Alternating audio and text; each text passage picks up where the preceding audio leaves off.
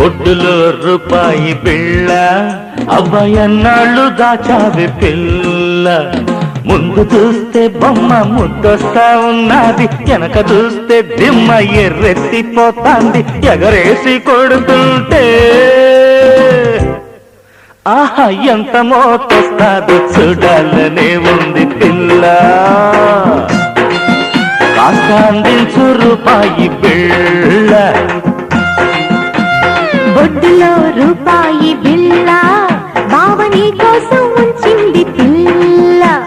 ముందు బొమ్మనే చూసి మురిసిపోవద్దురా